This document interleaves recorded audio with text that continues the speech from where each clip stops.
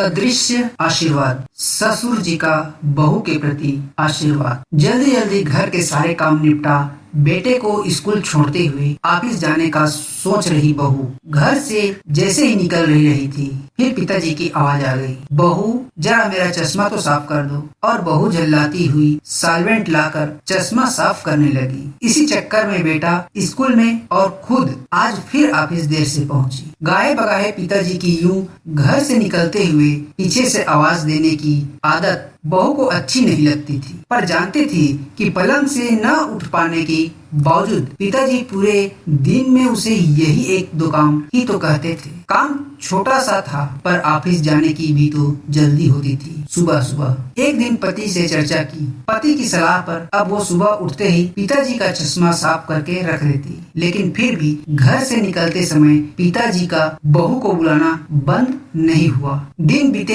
एक समय वो आया कि समय से खींचातानी के चलते अब बहू ने पिताजी को पुकार को अनसुना करना शुरू कर दिया। एक दिन ऑफिस की छुट्टी थी तो बहू ने सोचा क्यों ना घर की साफ सफाई कर लूं। अचानक पलंग से नीचे गिरी पिताजी की डायरी हाथ लग गई। उसे पलंग पर उठाकर रखते हुए उत्सुकता हुई कि देखूं तो पिताजी सारा दिन क्या लिखते रहते हैं। यही सोचकर यूं ही खोल दिया। एक पन्ना उस पन्ने पर लिखा था, मेरी प्यारी बहू, आज की इस भाग दौड़ भरी जिंदगी में घर से निकलते समय बच्चे अक्सर बड़ों का आशीर्वाद लेना भूल जाते हैं। बस इसलिए जब तुम चश्मा साफ कर मुझे देने के लिए झुकती तो मैं मन ही मन अपना हाथ तुम्हारे सर पर रख देता। वैसे मेरा आशीष सदा तुम्हारे साथ है बेटा। आंखें नम हो गई। बस अगले दिन ही बहू ससुर का रिश्ता मानो पिता पुत्री में बदल गया। अब 5 मिनट पहले तैयार होकर बेटे को स्कूल छोड़ने के लिए पिताजी की आवाज से पहले ही बहू चश्मे को साफ कर देती। पीने के पानी को जग उनके पलंग के सिरहाने रखती।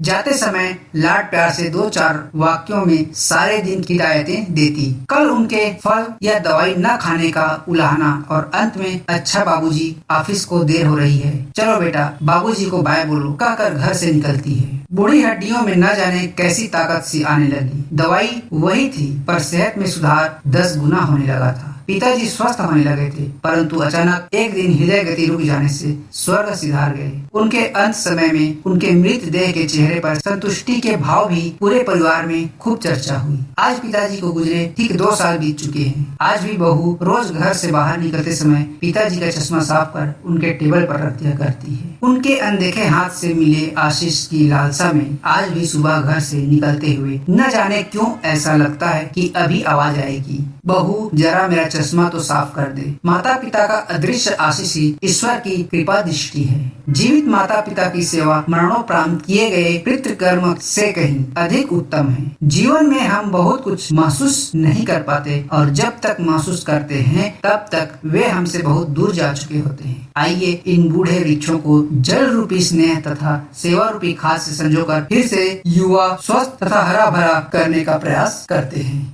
लड़ाना आसान है, मिलाना मुश्किल है। एक बार एक कहानी में एक गधा पेड़ से बंधा था और शैतान आया और उसे खोल दिया। गधा मस्त होकर खेतों की ओर भाग निकला और खड़ी फसल को खराब करने लगा। किसान की पत्नी ने यह देखा तो गुस्से में गधे को मार डाला। गधे की लाश देखकर गधे के मालिक को बहुत गुस्सा आया और उसने किसान की पत्नी को गोली मार दी। किसान पत्नी की मौत से इतना गुस्से में आ गया कि उसने गधे के मालिक को गोली मार दी। गधे के मालिक की पत्नी ने जब पति की मौत की खबर सुनी तो गुस्से में बेटों को किसान का घर जलाने का आदेश दे दिया। बेटे शाम में गए और माँ का आदेश खुशी खुशी पूरा कराए। उन्होंने मान लिया कि किसान भी घर के साथ जल गया होगा, लेकिन ऐसा नहीं हुआ। किसान वापस आया और उसने गधे के मालिक की पत्नी और बेटों तीनों की हत्या कर दी। इसके बाद उसे पछतावा हुआ और उसने शैतान से पूछा कि यह सब नहीं होना चाहिए था, ऐसा क्यों हुआ? शैतान ने कहा, मैंने कुछ नहीं किया, मैंने सिर्फ गधा खोला, लेकिन तुम सब ने